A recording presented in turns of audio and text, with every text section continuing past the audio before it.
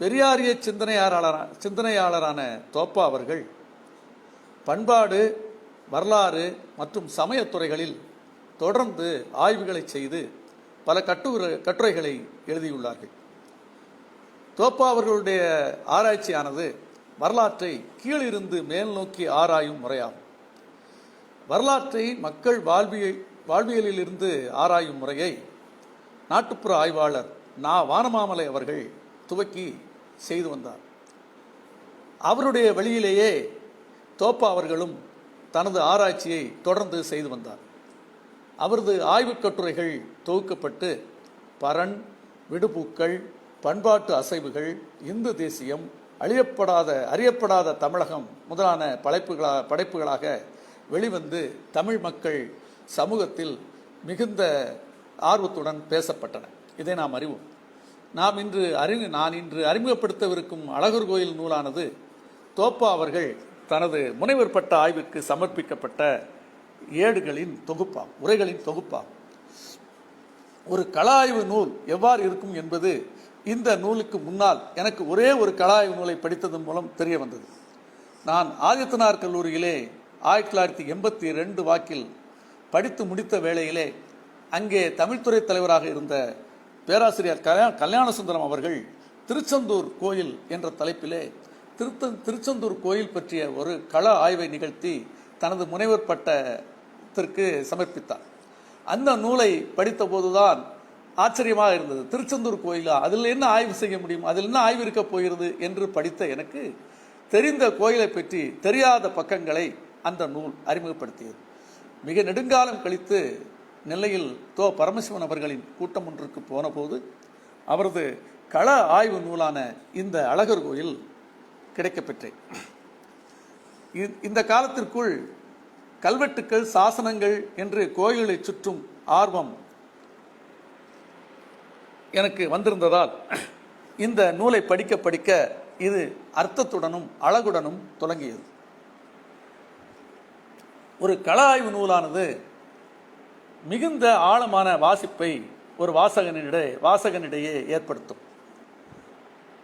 கள ஆய்வு செய்கின்ற ஆய்வாளர் ஆய்வின் பொருள், ஆய்வுக்கான பரப்பு, ஆய்வுக்கு உதவி செய்த தரவுகளை தந்தளித்த ஆதாரங்கள், தரவுகளின் மூலம் ஆய்வாளர் ஆய்வின் பொருளை கண்டறிந்து பூர்த்தி செய்ய தேர்ந்து கொண்ட அணுகுமுறைகள் என்று வடிவமைக்கப்பட்ட ஒரு உரைகளினுடைய தொகுப்பு தான் ஒரு கள ஆய்வு நூலாக உருவம் கொள்கிறது. சரி, ஒரு கள ஆய்வு நூலை சமர்ப்பிப்பவர் முனைவர் பட்டம் பெறுகிறார். இது போன்ற கள ஆய்வு நூல்களை வாசிப்பவருக்கு என்ன அனுபவம் ஏற்பட்டுவிடும் என்று ஒரு கேள்வி இயல்பாக எழுகிறதல்லவா?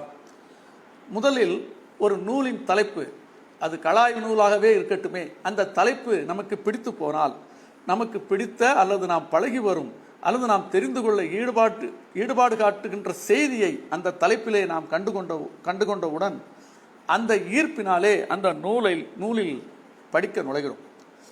அந்த நூலில் நுழைந்து நமக்கு தெரியாததை தேட விளைகிறோம். அதை தேடி கண்டடைந்தவுடன் கிடைக்கின்ற மேலதிக தெளிவை அசை போடுகிறோம் அல்லவா? அதுதான் இவ்வகை நூல்களான வாசிப்பு அனுபவம் என்று நான் கூறுவேன். அந்த முறையிலே தான் இந்த அழகர் கோயில் நூலையும் நான் வாசித்தேன்.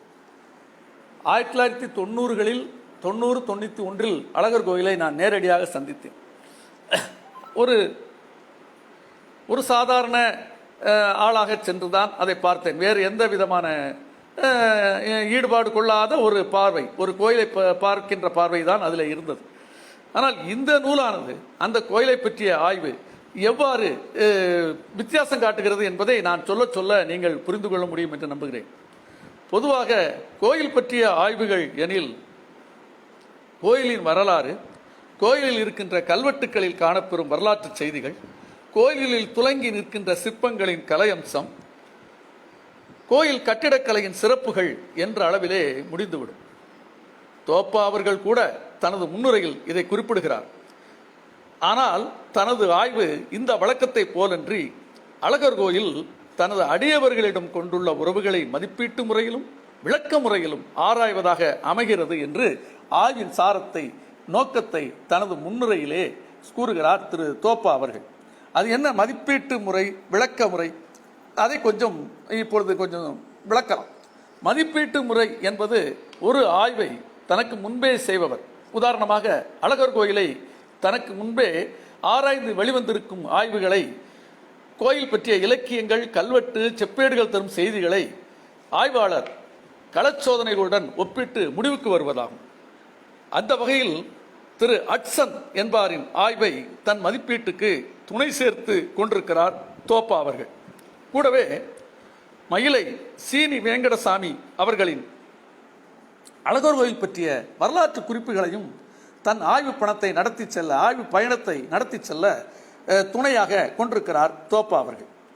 விளக்கமுறை என்றால் என்ன?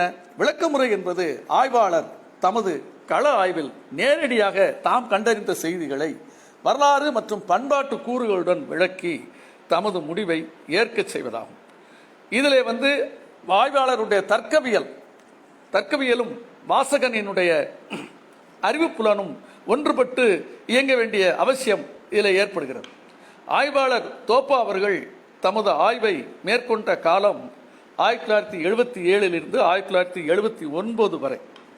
1979 தனது ஆய்வேட்டை அவர் சமர்ப்பிக்கின்றார். அன்றிலிருந்து இப்போது 41 ஆண்டுகள் கடந்துவிட்டன. 41 ஆண்டுகள் கடந்துவிட்ட நிலையில் கோயில் வழக்குகளும் நடைமுறைகளும் ஆய்வு நடந்த காலத்திலிருந்து தற்போது நிறைய மாறி இருக்கக்கூடும் என்பதனையும் நாம் நினைவில் வைத்துக் கொள்ள வேண்டும். இந்த நூலை பற்றி நாம் சற்று ஒரு சின்ன அறிமுகம் போல முதலில் தொடங்கலாம். இந்த நூல் முன்னுரையும் முடிவுரையும் தவிர்த்து 11 இயல்களை தன்னுள் கொண்டதாக அமைகிறது. அந்த 11 இயல்களுக்கு அப்புறம் தோப்பா அவர்கள் பின்னணிப்பாக சில செய்திகளை தருகின்றார்கள். அவற்றிலே 2ஐ நான் முக்கியமாக சொல்ல விரும்புகிறேன். ஒன்று, பழமுதிர்ச்சோலை அழகர் கோயிலுக்கு மேலே இருக்கின்ற முருகன் தலம், அதை குறித்து எழுகின்ற சர்ச்சைகளை பற்றி, பழமுதிர்ச்சோலை என்பது என்ன, அதை பற்றிய ஒரு ஆய்வு செய்தியை முன்வைக்கிறார். இரண்டாவது, தமிழ்நாட்டில் குறிப்பாக அழகர் கோவிலில் பலராமன் வழிபாடு, அதை பற்றிய ஒரு செய்தியை பின்னணிப்பிலே தருகிறார். இந்த 2 செய்திகளையும் தவிர்த்து பார்த்தால் 11 இயல்களில் அழகர் கோயிலுடைய ஆய்வை அவர் வைத்திருக்கின்றார். 11 இயல்களுக்கு பின்னாலே ஒரு முடிவுரையிலே தன்னுடைய ஆய்வினுடைய முடிவுகளை தொகுத்து தருகிறார். இந்த அடிப்படையிலே அந்த 11 இயல்கள் என்ன என்று பார்ப்போமானால், அழகர் கோயிலின் அமைப்பை, ஒரு பூகோள சித்திரத்தை முதலிலே தந்துவிட்டு அழகர் கோயிலின் தோற்றம் என்ற தலைப்பில் அழகர் கோயிலின் வரலாற்றை சொல்கிறார். இலக்கியங்களில் அழகர் கோயில் என்ற இயலில் அழகர் கோயில் பற்றிய இலக்கிய செய்திகளை சொல்லுகிறார். அடுத்தாற்போல் ஆண்டாரும் சமயத்தாரும் என்று ஒரு இயல். ஆண்டார் சமயத்தார்கள், ஆண்டார் என்பவர் அந்த அழகர் கோயிலினுடைய ஆன்மீக ஆச்சாரிய பீடத்தில் இருப்பவர். அவருக்கும் அவருடைய அடியவர்கள் என்று சொல்லப்படுகின்ற சமயத்தாருக்கும் உள்ள உறவை அந்த 4வது இயலிலே அவர் சொல்லுகிறார். கோயிலும் சமூக தொடர்பும் என்ற ஒரு இயல் தான் இந்த 5வது இயல். இந்த இயல் தான் விரிவாக ஆராயப்படுகிறது. இந்த இயல் தான் இந்த ஆய்வினுடைய நோக்கமான அழகர் கோயிலானது தன்னை சுற்றியுள்ள சமூகத்துடன் கொண்டிருக்கின்ற உறவு முறையை அதிகமாக பேசுகிறது.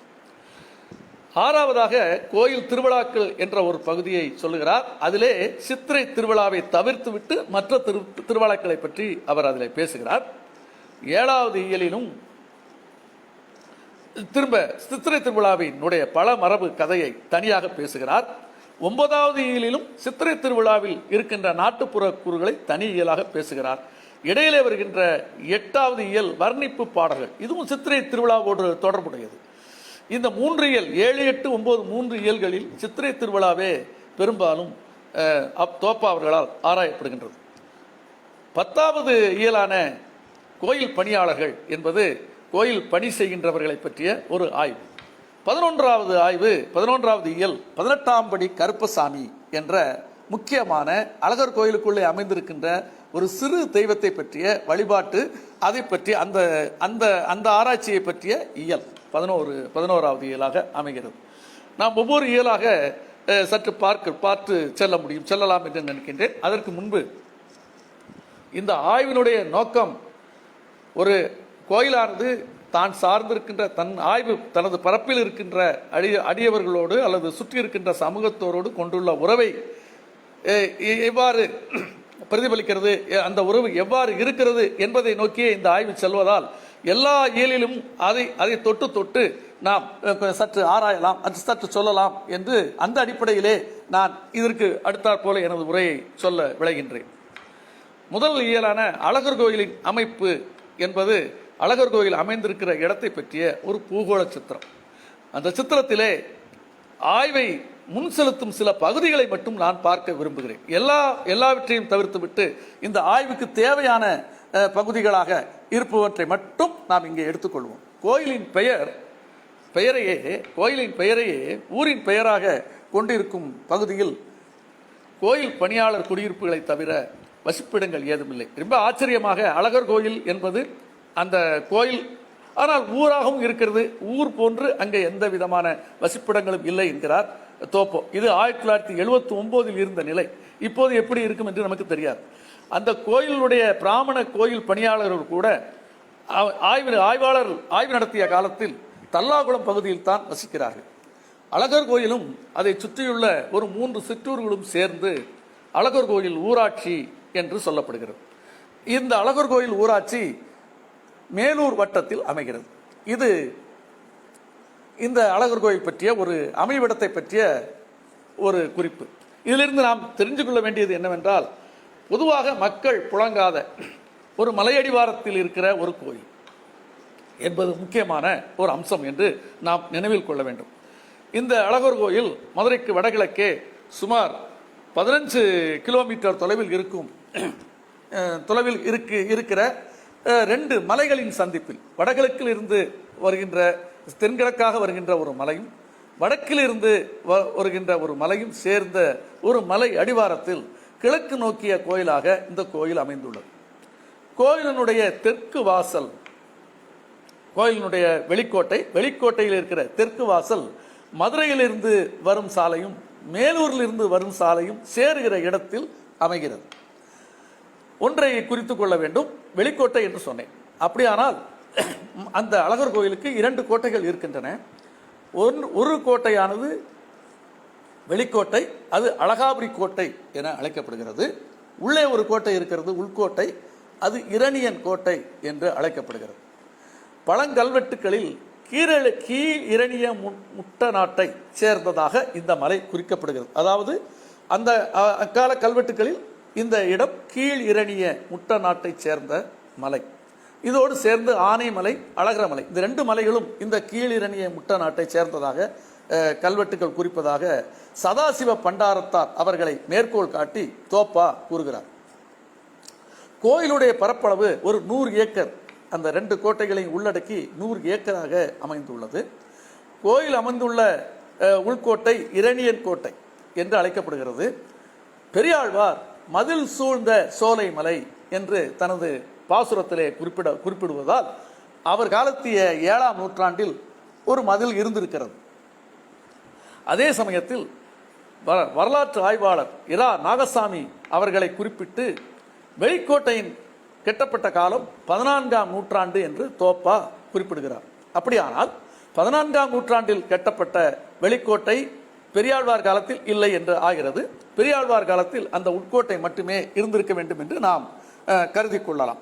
சரி, இந்த மதில் சூழ் சோலைமலை என்ற பெரியாழ்வார் பாசுரத்தில் சோலைமலை என்று இந்த மலை குறிப்பிடப்படுகிறது. இதை பற்றி பின்னால் நாம் பேசப் போகிறோம். அதற்காக இன்னொரு அழுத்தம் இந்த இடத்திலே நான் கொடுத்தேன். உட்கோட்டையின் வடக்கிலும் மேற்கிலும் மலை இருப்பதால் கோயில் தேர் ஓடுகிற போது உட்கோட்டையை சுற்றி அல்லது கோயிலை சுற்றி தேர் ஓட முடியாது. வெளிக்கோட்டையை சுற்றி சுவர்கள் ஓரமாக அந்த தேர் ஓடுகிறது. தேரோட்டம் அவ்வளவுதான். கோயிலுடைய ராஜகோபுர வாசல் எப்போதும் பூட்டப்பட்டுள்ளது. அந்த ராஜகோபுர வாசலிலுடைய முன்னால் 2 கதவுகள், மரக்கதவுகள். அந்த 2 இரட்டை மரக்கதவே 18ஆம் படி கருப்பசாமி என வழிபடப்படுகிறது.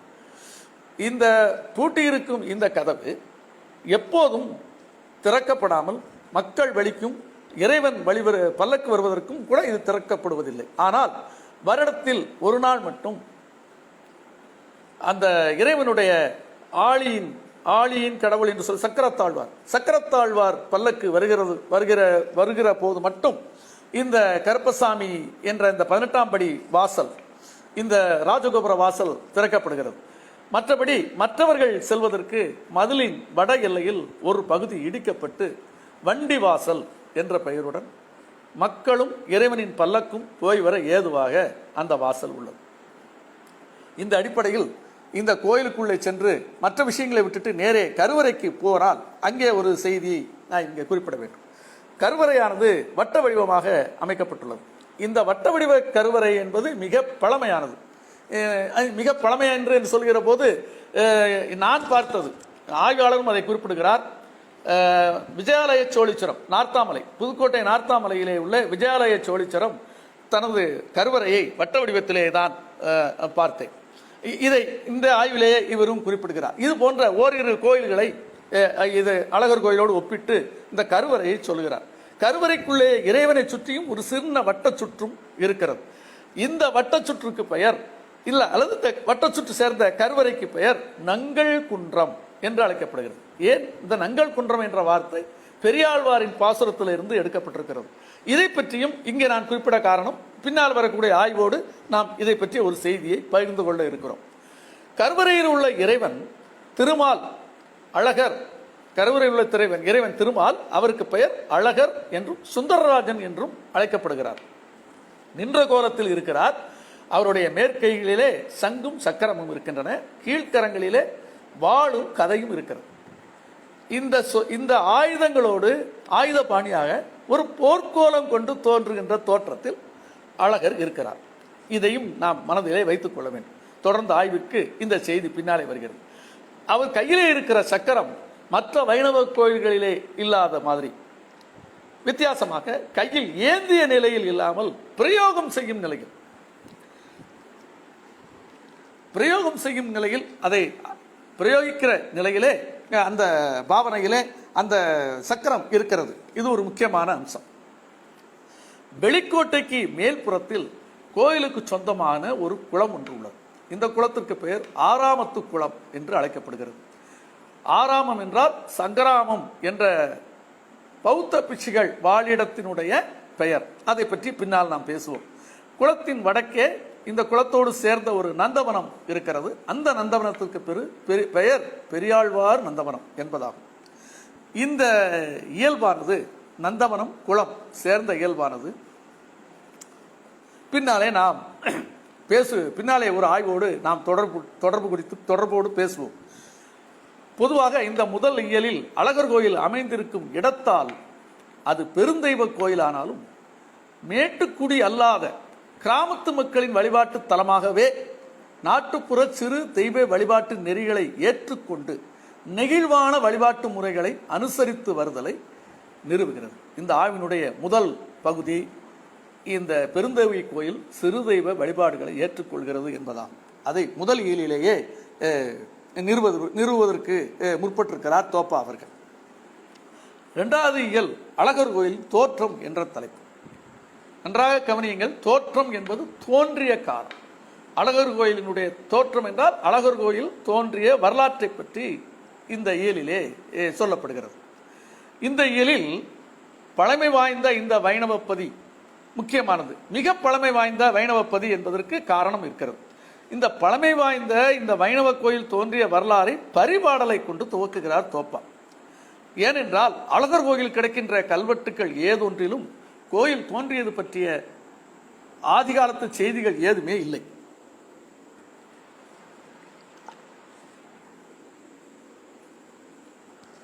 ஆகவே இலக்கியத்திலே மூலமாக ஆய்வை தொடக்குகிறார். இலக்கிய வழித்தடத்தில் உற்று நோக்கினால் சங்க இலக்கியத்தில்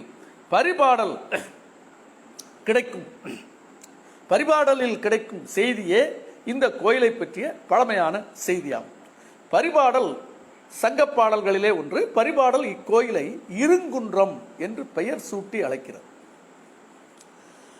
கூடவே இக்கோயிலில் திருமாலோடு பலராமனும் வழிபட்ட செய்தியையும் சேர்த்து கூறுகிறது. இந்த ரெண்டு செய்தி முக்கியமானது. ஆழ்வார்கள் பாசுரங்களில் இந்த செய்தியும் இல்லை, இந்த இருங்குன்றம் என்ற பெயரும் மாறித்தான் தருகிறது.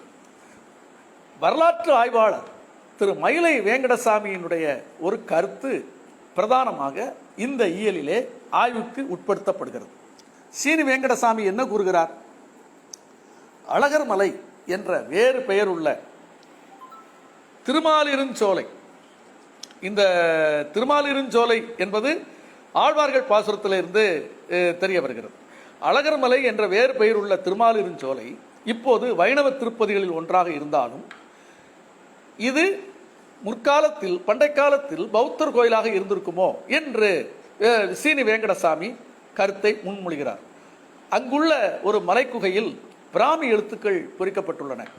கோயில் அருகே பெரியாழ்வார் நந்தவனத்திற்கு எதிரே உள்ள குளம் ஆராமத்து குளம் என்று அழைக்கப்படுவதாலும், ஆராமம் என்றால் பௌத்த பிட்சுகள் வசிக்கும் சங்கராமத்தை குறிக்கும் அன்றியும் இக்கோயிலினுடைய தலவிருச்சம் பண்டை நாளில் போதி மரமாக, அதாவது அரச மரமாக இருந்திருக்கிறது.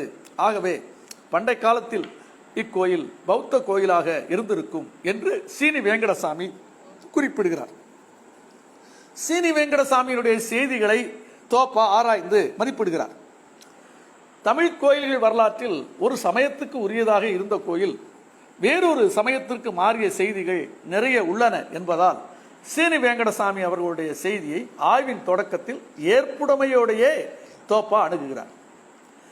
தஞ்சை மாவட்டத்திலே சிக்கல், கீழ்வேளூர், தேவூர் போன்ற கோயில்களும், முன்னமே நான் சொன்ன புதுக்கோட்டை மாவட்டத்து நாத்தாமலை விஜயாலய சோழியச்சரம் கோயிலின் எதிரே உள்ள ஒரு மலை குடைவரை கோயிலும் முற்காலத்தில்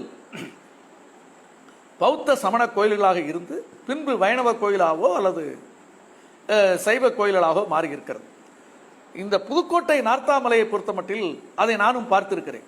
அந்த குடைவரை சமண குடைவரை.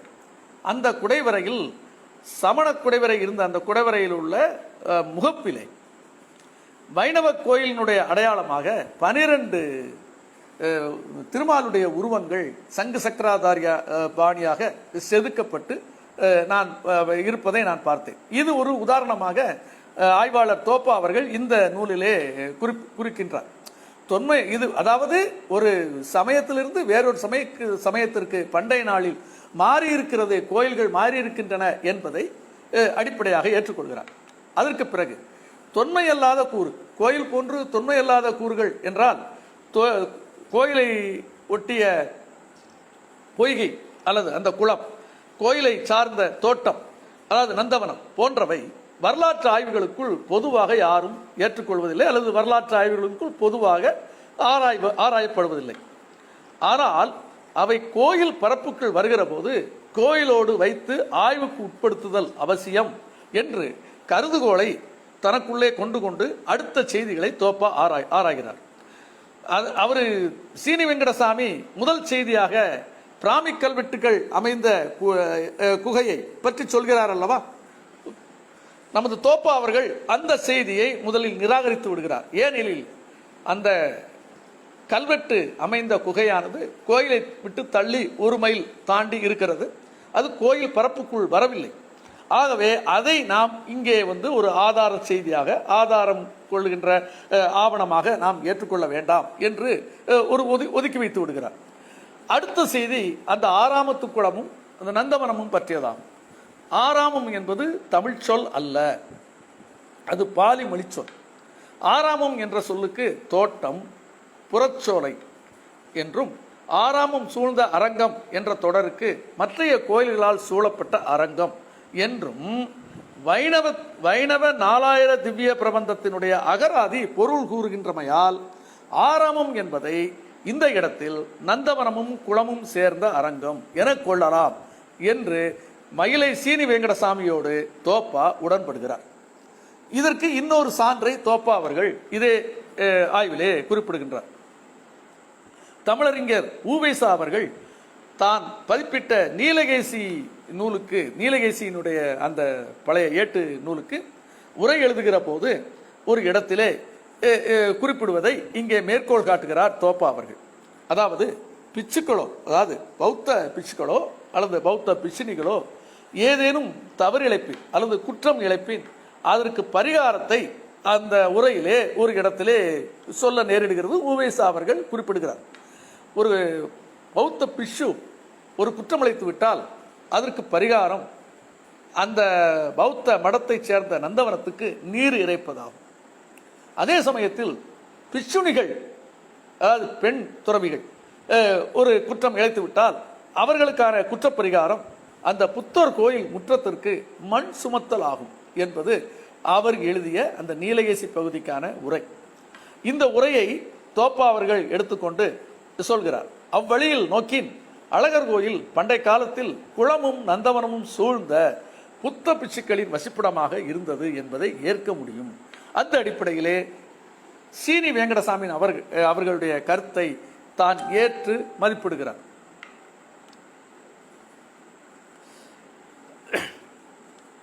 அழகர் கோயில் பண்டைய புறசமயங்களிலிருந்து ஆதிக்கத்திலிருந்து ஒரு போராட்டத்திற்கு முன்புதானே வைணவர்கள் தமக்குரியதாக மாற்றிக்கொண்டிருக்க முடியும்.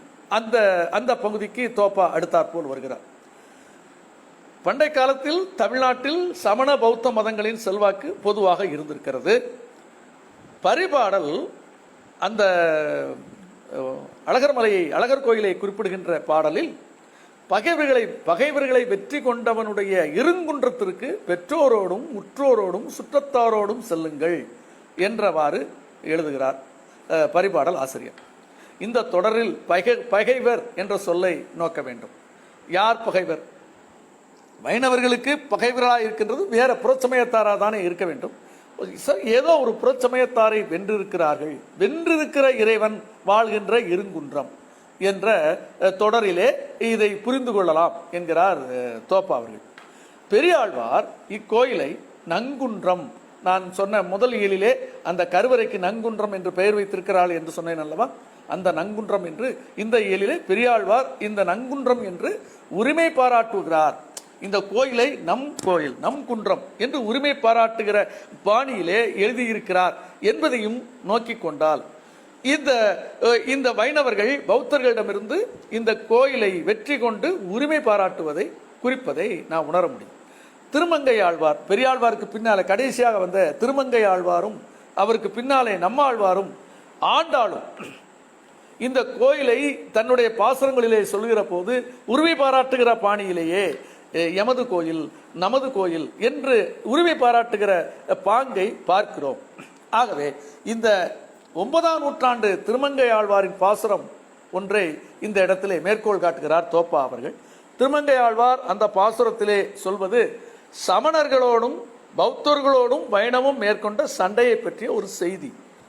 அப்போது அந்த 9ஆம் நூற்றாண்டு திருமங்கை ஆழ்வார் காலத்திலே சமணர்கள் இருந்தார்களா பௌத்தர்கள் இருந்தார்களா என்ற முடிவுக்கு வருகிற போது இப்போது அந்த மலைக்குகை பிராமி கல்வெட்டுக்களை தோப்பா ஆய்வுக்கு எடுத்துக்கொள்கிறார். அது 8ஆம் நூற்றாண்டு கல்வெட்டு. அந்த கல்வெட்டிலே சொல்லியிருக்கிற ஒரு முனிவரின் பெயர் அச்சந்தி முனிவர். அந்த சமண முனிவருடைய செய்தி, சமணர் படுக்கைகள் இருக்கிற அந்த குகை குறிப்புகளை வைத்துக்கொண்டு இந்த 9ஆம் நூற்றாண்டு காலத்திலும் சமணர்கள் அங்கே இருந்திருக்க வேண்டும், பௌத்தர்கள் மட்டும் துரத்தப்பட்டிருக்க வேண்டும் என்ற முடிவுக்கு தோப்பா அவர்கள் வருகிறார். ஆகவே வைணவர்கள் பரிபாடல் காலத்திற்கு முன்பே, கால நிர்ணயத்தை சொல்ல முடியவில்லை, பரிபாடலே சங்க காலம் என்பதால் அதற்கு முன்பே, பரிபாடல் காலத்திற்கு முன்பே வைணவம் பௌத்தர்களிடமிருந்து இந்த கோயிலை உரிமை கொண்டிருக்கிறது என்று முடிவுக்கு வருகிறார். இதற்கு சான்றாக இன்னொரு அழுத்தமான சான்று தருகிறார்.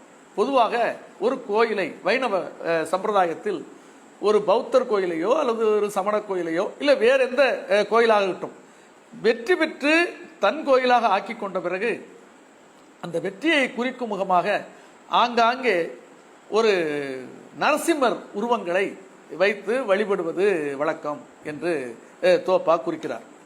அந்த அடிப்படையிலே இந்த கருவறைக்கு பின்னாலே ஒரு நரசிம்மர் இருக்கிறார், யோக நிலையிலே இருக்கிறார். அந்த நரசிம்மர் தலையில் இருந்து அனல் வெளிப்படுவதாகவும் அந்த அனல் வெளியேற கூரையிலே ஒரு வட்டமான ஒரு திறப்பு இருப்பது போலவும் அமைக்கப்பட்டதையும் சுட்டிக்காட்டி, வேறு அந்த கோயிலை சுற்றி வேறு இடங்களில் இருக்கின்ற நரசிம்மர் சிலை சிற்பங்களையும் சுட்டிக்காட்டி இது வெற்றி கொள்ளப்பட்ட கோயில் என்பதற்கான அடையாளமாக தோப்பா அவர்கள் வைணவ சம்பிரதாயத்தில் இருந்தே சான்றை எடுத்து முன்வைக்கிறார். இந்த இயலில் நாம் தெரிந்து கொள்ள வேண்டிய விஷயம் 2. ஒன்று, பண்டைய காலத்தில் இது பௌத்த கோயிலாக இருந்து வைணவத்தால் உரிமை கொள்ளப்பட்டிருக்கிறது. 2வது, ஆழ்வார்கள் காலத்திற்கு முன்பு கோயிலில் திருமால் வழிபாட்டுடன் பலராமன் வழிபாடும் இருந்திருக்கிறது. இந்த ரெண்டு விஷயங்களோடு இந்த இயலை நாம் முடித்துக் கொள்வோம். மூன்றாவது இயல் இலக்கியங்களில் அழகர் கோயில் எவ்வாறு சொல்லப்பட்டிருக்கிறது. இலக்கியம் என்று சொல்கிற போது பரிபாடலை பற்றி நாம் நிறைய பார்த்து விட்டோம். அதிலே ஒரு தொடரை மற்றும் இந்த இயலிலே ஆராய்கிறார் தோப்பா. சீர்கெழு திருவிர் தொடர்மொழி மாலிருங்குன்றம் என்று அந்த தொடர். இந்த தொடரினுடைய பொருள் என்ன?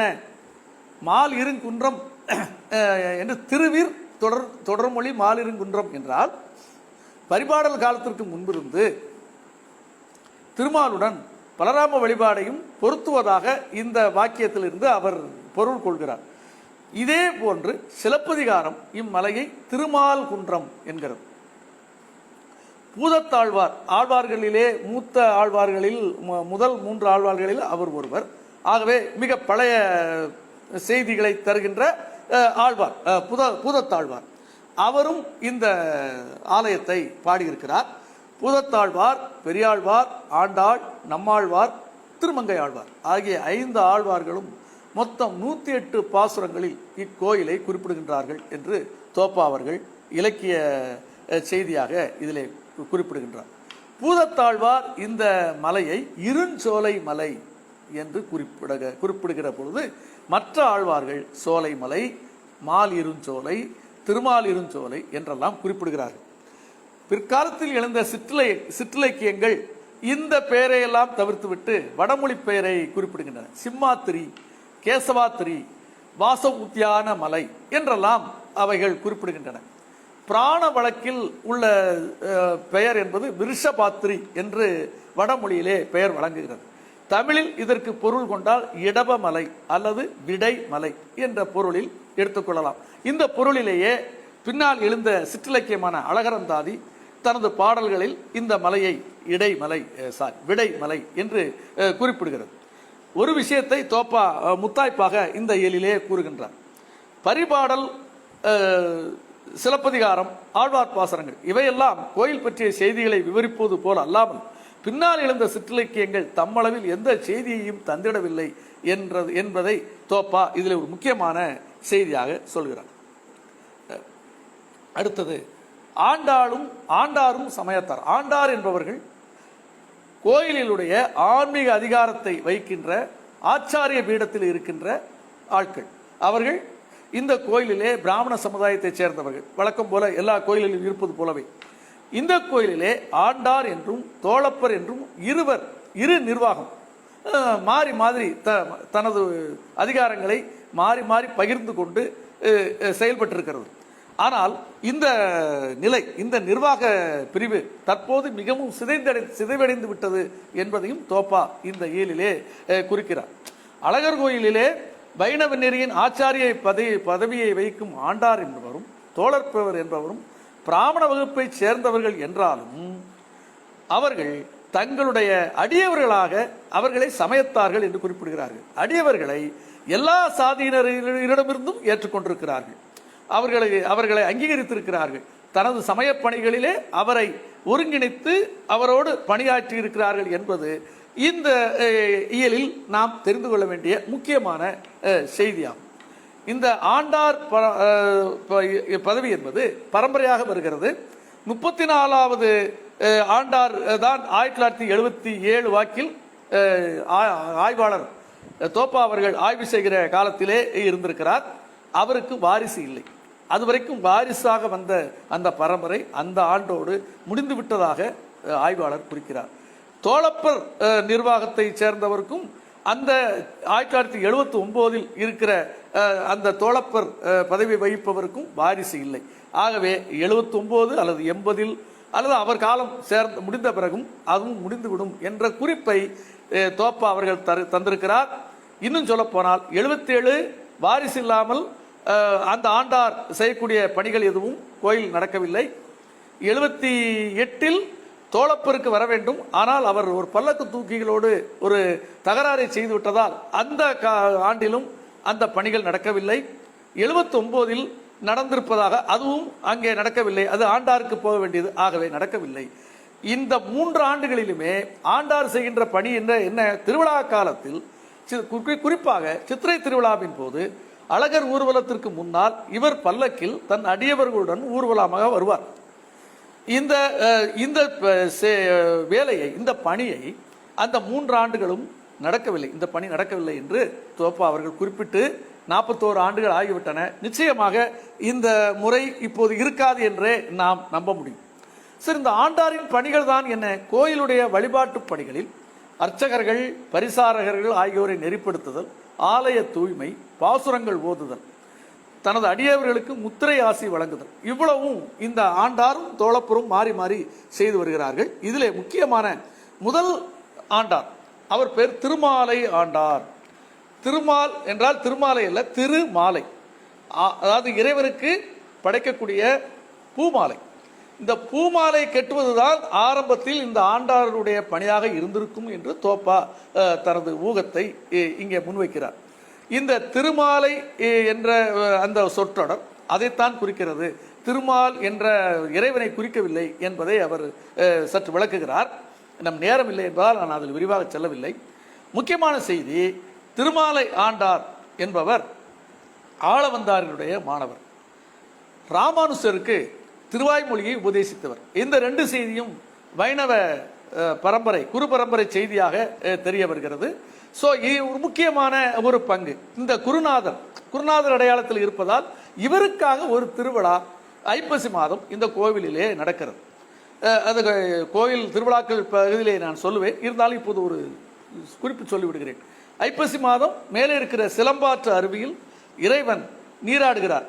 அதுக்கு அடையாளம் இந்த குருவை கௌரவிக்கும் விதமாக அங்கே அந்த அருவியிலே நின்ற கோலத்தில் உடுத்தின ஆடையில் அப்படி எந்தவித மாற்றமும் இல்லாமல் அவர் நீராடுவதாக தோப்பா அவர்கள் குறிப்பிடுகிறார். ஸோ இந்த 79க்கு அப்புறம் இந்த நிலை சிதைந்து விட்டது. அநேகமாக இந்த நடைமுறை இப்போது வழக்கு ஒளிந்திருக்கும். ஆகவே இதில் தெரிய வேண்டிய செய்தி ஒன்றே ஒன்றுதான், பிராமண ஆச்சாரியர்களாக இருந்தாலும் பிராமணர் அல்லாத பிற சமூகத்தாரை தங்கள் பிரதிநிதிகளாக அங்கீகரித்து வந்துள்ளனர் என்பதாகும். கோயிலும் சமூக தொடர்பும் என்ற ஒரு பெரிய இயல் 5வது இயலாக வைக்கப்பட்டுள்ளது. இந்த இயல் 5 பிரிவுகளாக தோப்பா வகுத்து பெரியதாக ஆராய்கிறார். கள்ளருடன் கோயில் இருக்கின்ற தொடர்பு, இடையர் சமூகத்துடன் கோயில் இருக்கின்ற தொடர்பு, பள்ளர் பறையர் ஆகிய தாழ்த்தப்பட்ட சமூகத்துடன் கோயில் கொண்டுள்ள உறவு, கோயிலை சுற்றி வாழுகின்ற வலையர் என்ற அவர்களும் தாழ்த்தப்பட்ட பிரிவாகத்தான் சொல்லப்படுகிறார்கள், அவர்களோடும் இந்த கோயில் இருக்கின்ற உறவை 5 பகுதிகளாக ஆராய்கிறார். இதில் முக்கியமான ஆய்வு கள்ளர் சமூகத்தை பற்றிய ஆய்வு. ஏனென்றால் இந்த இறைவனுக்கு கள்ளழகர் என்ற நாமம் தான், என்ற பெயர் தான் தற்காலத்திலே வழங்குகிறது. சுந்தரராஜ பெருமாள் என்றோ அழகர் என்றோ பொதுவாக சொல்லப்படாமல் அழகர் கோயில் இறைவன் கள்ளழகர் என்றே குறிப்பிடப்படுகிறார். மதுரைக்கு சித்திர திருவிழாவுக்கு அவர் பூண்டு வரும் கோலம் கள்ளர் கோலம். அந்த கள்ளர் கோலத்தையும் அவர் மதுரை தல்லாகுளம் வரையே அணிந்து வருகிறார். தல்லாகுளத்தில் அவர் பெருந்தெய்வ வேடத்தை புனைந்து கொள்கிறார். இந்த இடத்தில் நாம் தெரிந்து கொள்ள வேண்டியது, கள்ளர் சமூகத்தோடு அழகர் கோயிலுக்கு இருந்த உறவு என்ன, அதனுடைய வரலாறு என்ன, இதை பற்றி தான் இந்த இயல் மிக பெரிதாக விரிவாக சொல்கிறது. கள்ளர் கோலம் என்பது கைகளில் வளரி என்ற வளைத்தடியும் சாட்டையும் கொண்டிருப்பது, தலையில் ஆண்கள் அணிந்திருக்கும் கொண்டை உருமால் இதையெல்லாம் கட்டிக்கொண்டு கணுக்காலில் இருந்து கழுத்து வரை அறையில் ஒன்றும் மேல் ஒன்றுமாக கருப்பாடைகள் அணிந்து காதுகளில் கல் வைத்த பெரிய வளையங்களை கொண்டிருப்பதாகும். பார்ப்பதற்கு சற்று பயங்கரத்தை தருவதாக இருக்கின்ற கோலம் கள்ளர் கோலம் என்று அழைக்கப்படுகிறது. வளரி என்ற ஆயுதம் அந்த கள்ளர் நாட்டில் கையாளப்பட்டிருப்பதும் 1801 வாக்கில் ஆங்கில கிழக்கிந்திய கம்பெனி அதிகாரத்தால் பறிமுதல் செய்யப்பட்டது என்ற வரலாறும் நாம் அறிவோம். அது வரலாற்றில் பதிவாயிருக்கிறது. நமது சு வெங்கடேசன் அவர்கள் வேள்பாரி நூலுக்கான ஆய்வின் போது தேடிய ஆய்வில் வளரி பற்றிய ஒரு ஆய்வும் இருக்கிறது. அதை அவர் தனது கதை சொல்லும் கதைகள் என்ற நூலிலே அழகாக குறிப்பிட்டிருக்கிறார். இந்த இடத்திலே இந்த கள்ளர்கள் என்பவ சமூகமானது மதுரை ராமநாதபுரம் மாவட்டத்தினுடைய பெரிய சமூகம் என்றாலும் ஆய்வு பரப்பில் தோப்பா அவர்கள் மதுரைக்கு அருகாமையிலும் அழகர் கோயிலை சுற்றியுள்ள பகுதிகளிலும் வசிக்கும் கள்ளர்களை மட்டுமே எடுத்துக்கொண்டுள்ளார். பொதுவாக நமக்கு தெரிந்த வரலாறின்படி மதுரை நாயக்க அரசு கடைசி வரை வெற்றி கொள்ளாதது கள்ளர்கள் என்ற வரலாறு பதிவு இருக்கிறது. கள்ளர்கள் மதுரை நாயக்க அரசுக்கு கட்டுப்படாமல் தொடர்ந்து தலைவலி கொடுத்து வந்திருப்பது வரலாற்றிலே பதிவாகியுள்ளது. திருமலை நாயக்கர் மட்டும்தான் இந்த அழகர் கோயிலையும் மதுரை மீனாட்சி திருவிழாவையும் அழகர் கோயில் திருவிழாவையும் இணைத்த மன்னர். அவர் காலத்திற்கு முன்பிருந்தே கள்ளர்களுக்கு கோயிலுடன் நல்லுறவை பேணி வந்திருக்கிறார்கள் என்ற ஒரு செய்தியை முதலில் தோப்பா இங்கே பதிவு செய்கிறார். திருமலை நாயக்கர் காலத்திலும் அதற்கு பின்னாலும் என்ன ஆயிற்று என்றால், திருமலை நாயக்கர் காலத்திலும் சரி அதற்கு பின்பும் சரி கள்ளர்களோடு ஒரு ஒவ்வாத பட்டும் படாத உறவு இருந்திருக்கிறது. ஆனால் பிற்காலத்தில் ராணி மங்கம்மாள் காலத்திலும் அதைத் தொடர்ந்து விஜயரங்க சொக்கநாத மன்னன் காலத்திலும் கள்ளர் ஆதிக்கம் மிக அதிகமாக செயல்பட்டு தலைநகருக்குள் தொடர்ந்து தொல்லை கொடுக்கிற அளவுக்கும் அழகர் கோயில் திருவிழாவில் கள்ளர் அந்த அழகர் ஊர்வலத்தை மறிக்கிற அளவு தொந்தரவு செய்கிறவர்களாக தொடர்ந்து இந்த ஆட்சியை எதிர்ப்பவர்களாக ஒரு வரலாற்றை இந்த இடத்துல தோப்பா குறிப்பிடுகிறார். ஸோ விஜயரங்க சொக்கநாதன் காலத்திலே தான் கள்ளர்கள் இந்த அழகர் ஊர்வலத்தை மறிக்கப்பட்டிருக்க வேண்டும். அதற்கு பிறகு ஏற்பட்ட ஒரு உடன்பாட்டால் கள்ளழகர் கோலத்தை தரித்து கள்ளர்களோடு ஒரு உறவை பேணி இருக்க வேண்டும் என்று தோப்பா அவர்கள் இதை சுருக்கமாக குறிக்கிறார். சரி, இந்த மரித்த கள்ளர்கள் யாராக இருக்கக்கூடும் என்று சொன்னால், பொதுவாக அந்த அந்த நம்ம அழகர் கோயிலோடு உறவு கொண்டிருக்கிற மாங்குளம் கிராமத்து கள்ளர்களை பற்றி இந்த இடத்திலே அவர் குறிப்பிடுகிறார். மாங்குளம் கிராமத்து கள்ளர்கள் தான் கோயில் வழிபாட்டில் மிகுந்த முக்கியத்துவம் பெறுகிறார்கள். திருமங்கை ஆழ்வாரை கொண்டாடக்கூடிய ஒரு விழா வேடுபரி திருவிழா. அந்த திருவிழாவிலும் மரியாதையை இந்த மாங்குளம் கள்வர்களே பெறுகிறார்கள் என்றும் தோப்பா இந்த இடத்திலே குறிப்பிடுகிறார். இதை பற்றி இன்னொரு சித்திரை திருவிழாவிலே இன்னும் கொஞ்சம் விரிவாக நாம் பார்க்கலாம். நேரத்தை கருதி கொஞ்சம் வேகமாக போய்விடலாம் என்று நினைக்கிறேன். இது போலவே இடையர் வலையர் போன்ற மற்ற சமூகத்தினுடைய உறவையும் சொல்கிறார். இடையர் தொடர்பு என்பது தமிழ்நாட்டை பொறுத்த மட்டில் கால்நடை கோயிலுக்கு வழங்குகின்ற கால்நடைகளை பராமரித்து விளக்கு எரிக்க நெய் விளங்கும் வேலையை செய்தவர்கள். கூடவே இவர் திருமாலை முல்லைநில மக்கள் என்ற வகையில் திருமாலை தங்கள் தெய்வமாகவும் கொண்டு வைணவ முத்திரைகளை பெறுகிற அளவுக்கு கோயிலோடு உறவு கொண்டிருப்பதை சொல்கிறார். தாழ்த்தப்பட்டவர்கள் பள்ளர் பறையர் என்ற சாதி பெயருடன் இருக்கும் தாழ்த்தப்பட்ட சமூகத்தினர் பொதுவாக உழவுத் தொழிலில் ஈடுபடுகிறவர்கள். வைணவம், தமிழ்நாட்டு வைணவம் உழவர்களை தன் வயப்படுத்த எடுத்த முயற்சிகளின் காரணமாக பள்ளர் பறையர் ஜாதியோடு அழகர் கோயில் உறவை ஏற்படுத்தி அதற்கு தன்னுடைய பண்டைய பலராமன் வழிபாட்டை பயன்படுத்தி இருக்கிறது என்பதும் இந்த இயலிலே குறிப்பாக சொல்லப்படுகிறது. இந்த வலையருடைய உறவு என்பது அவர் கோயில் அருகாமையிலே வசிக்கிறார் என்பதனால் அந்த அவர்களுடைய உறவு அழுத்தம் காரணமாக இருக்கிறது. ஆகவே நாட்டுப்புற மக்கள் அழகர் கோயிலோடு கொண்டிருந்த உறவை இந்த ஆய்வினுடைய பிரதான நோக்கத்தை இந்த இயலிலேயே தோப்பா விளக்கிவிட்டது போல நமக்கு காண்கிறது. இதை தொடர்ந்து வரும் கோயில் பணியாளர்கள் என்ற இயல் கூட கோயிலினுடைய நெகிழ்ந்த நடைமுறைகளோடு கோயில் கைங்கரியம் செய்யும் பிராமண பணியாளர்களும் இயைந்து போவதையே விளக்குகிறது. அடுத்தாற்போல கோயில் திருவிழாக்கள் என்று வருகிற போது ஆண்டு முழுவதும் அழகர் கோயிலிலே ஏதேனும் ஒரு திருவிழா ஒவ்வொரு மாதமும் நடந்து வருகிறது. நான் ஏற்கனவே சொன்ன அந்த தலையறிவி திருவிழா, ஐப்பசி மாதம் நடக்கிற அந்த குருவை கௌரவிக்கின்ற திருவிழாவும், அந்த ஆடி மாதம் நடக்கிற தேரோட்டமும் சமூகம் சார்ந்த விழாக்களாக தோப்பா அவர்கள் குறிக்கிறார். அதற்கு அடுத்தாற்போல் 18ஆம் படி கருப்பசாமிக்கு நடத்துகின்ற விழாவும் நாட்டுப்புற மக்களாலேயே கொண்டாடப்படுகிறது, சிறு தெய்வ வழிபாட்டு நிறையை கொண்டுள்ளது என்று அவர் அதிலே சொல்கிறார். இந்த அடிப்படையிலே சித்திரை திருவிழாவை மட்டும் தனி இயலாக ஆராய்கிறார். சித்திரை திருவிழா இன்னும் ஒரு 15 நிமிடங்கள் இருக்கின்றது நினைக்கிறேன். சித்திரை திருவிழாவை பற்றி சொல்லி இந்த ஆய்வை ஓரளவு நான் முடித்து விடுவேன் என்ற நம்பிக்கையோடு கொஞ்சம் வேகமாக செல்லலாம் என்று நினைக்கிறேன். சித்திரை திருவிழா என்பது 9 நாட்கள் நடக்கிறது. சித்திரை மாதம் வளர்பிறை ஏகாதசியில் தொடங்கி 9 நாட்கள் நடக்கிறது. அதனுடைய 5ஆம் நாள் பௌர்ணமி அன்று மதுரை வைகை ஆற்றில் அழகர் இறங்குவது முக்கியமான விழா. இந்த விழாவை ஒரு 5 லட்சம் மக்கள் வந்து பார்க்கின்ற அளவுக்கு தென் தமிழ்நாட்டில் மிக பிரதானமான மிகப்பெரிய விழா என்பதை நாம் மறுக்க முடியாது. திருமலை நாயக்கர் இந்த சித்திரை திருவிழாவை அதாவது மதுரையில் நடக்கின்ற மீனாட்சி திருமணத்தையும் அழகர் கோயிலில் நடக்கின்ற இந்த கள்ளழகர் ஊர்வலத்தையும் இணைத்து அடுத்தடுத்த நாட்களில் வருவதாக இணைத்திருக்கிறார். அதற்கு காரணம் அவர் தனது புதிதாக மீனாட்சி அம்மனுக்கு செய்த தேரை இழுப்பதற்கு ஆட்கள் வேண்டும், கால்நடை சந்தையை விரிவுபடுத்த வேண்டும், மக்கள் தங்களோடு உறவு பேண வேண்டும் என்றெல்லாம் பல்வேறு நோக்கங்களோடு இந்த 2 விழாக்களையும் அவர் இணைத்திருப்பார் என்று அட்சன் சொல்வதை தோப்பா அவர்கள் ஏற்றுக்கொள்கிறார். சித்திரை திருவிழாவை பொறுத்த மட்டிலே அங்கே இருந்து முதல் 3 நாட்கள் அந்த கோயிலுக்குள்ளே அழகர் கோயிலுக்குள்ளே நடந்து விடுகிறது.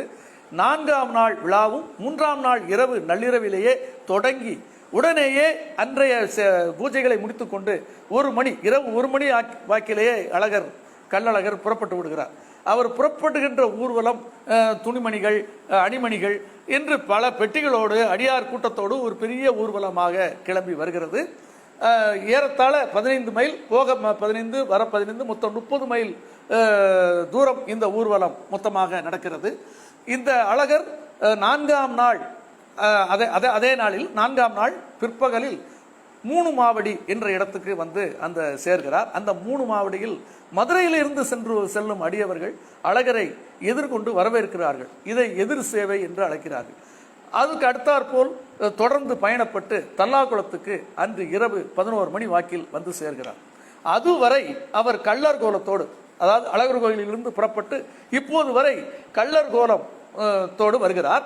கள்ளர் கோலத்தோடு வந்த அழகர் கோயில் தல்லார்குளம் பெருமாள் கோயிலுக்குள் உள்ளே சென்ற பிறகு நமது திருவில்லிபுத்தூரிலிருந்து ஆண்டாள் கோயிலிருந்து முந்தைய நாள் ஆண்டாள் திருமேனியிலே போடப்பட்டு சூடி கொடுத்த அந்த மாலையை கள்ளழகர் தன் தோளிலே சுந்தர தோளுடையான் என்று ஆண்டாள் குறிக்கிறாள் அல்லவா, அதை நினைவுபடுத்துமாறு தன் தோள்களிலே சூடிக்கொள்கிறார். அந்த விபவம் அந்த தல்லார்குளத்து கோயிலுக்குள்ளே நடக்கிறது.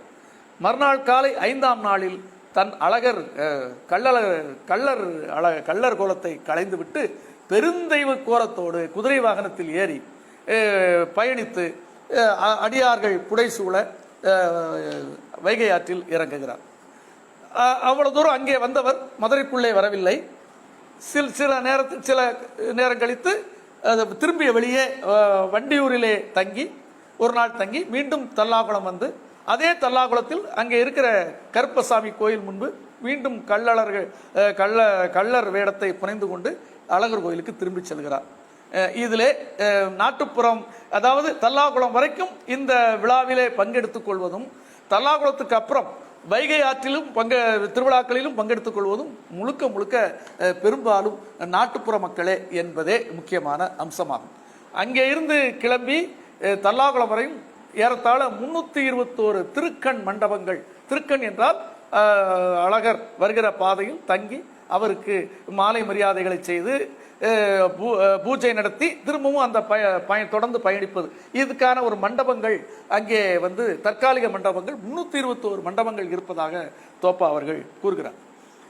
இந்த சித்திரை திருவிழாவில் வந்து இந்த வைகை நகருக்கு வந்தவர் மதுரைக்குள் வராமல் இருப்பதற்கும் என்ன காரணம் என்பதை இங்கே கொஞ்சம் ஆராய்கிறார். அதை மட்டும் கொஞ்சம் சுவாரஸ்யமாக கொஞ்சம் முக்கியமான செய்தியாக நான் எனக்கு சுருக்கமாக சொல்லி முடித்து விடுகிறேன். இந்த கள்ளழகர் ஊர்வலம் மதுரைக்கு வருகிறதுக்கு ஒரு பழங்கதை ஒன்று மதுரை அந்த அடியவர்களாலே சொல்லப்படுகிறது. அது என்ன பழமரபு கதை? மீனாட்சி திருமணம் நடக்கிறது. மீனாட்சி திருமணத்திற்காக அழகர் சீர்கொண்டு வருகிறார்.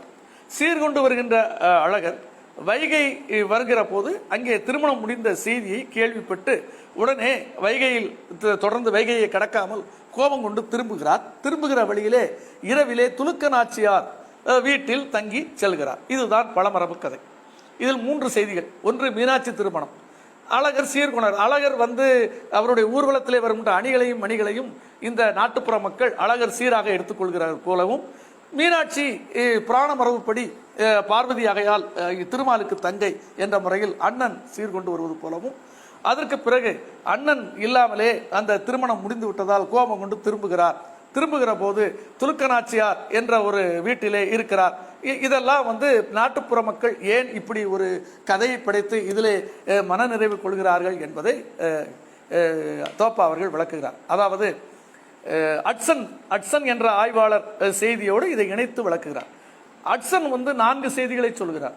பாண்டி நாட்டில் நடந்த சைவ வைணவ போராட்டம், அதில் வைணவர் சிறுபான்மையராய் உருவகிக்கப்படுகிறார்கள். இரண்டாவது, திருமல நாயக்கர் தனது அதிகாரத்தை செலுத்துவதன் மூலமாக தான் திருவிழாக்களை கூட மாற்ற முடியும் என்ற தன் மேலதிகாரத்தை செலுத்தும் வண்ணம் 2 திருவிழாக்களையும் இணைத்தது. மூன்றாவது, திருமல நாயக்கரும் கள்ளரும் உறவு, அதாவது மன்னர் மேலாதிக்கம் செலுத்துவது, கள்ளர் மீது மேலாதிக்கம் செலுத்துவது. நாலாவது, தன்னை பாண்டி நாட்டின் மன்னர் என்று தான் தெலுங்கர் என்ற அந்நியத்தன்மை அகற்றும் விதமாக ஒரு நடந்து கொள்வது என்ற விதமான 4 செய்திகளை அட்சன் குறிக்கிறார். மீனாட்சி திருமணம் அழகர் வருவதற்கு முன்பே நடந்து விடுகிறது. அந்த பகுதியை எடுத்து பார்த்தோமானால் மீனாட்சி கோயிலில் உள்ள சிற்பங்கள் என்ன சொல்கிறது? அங்கே அந்த கொடிமரத்திலே ஒரு சிற்பம் இருக்கிறது அல்லவா, மீனாட்சிக்கு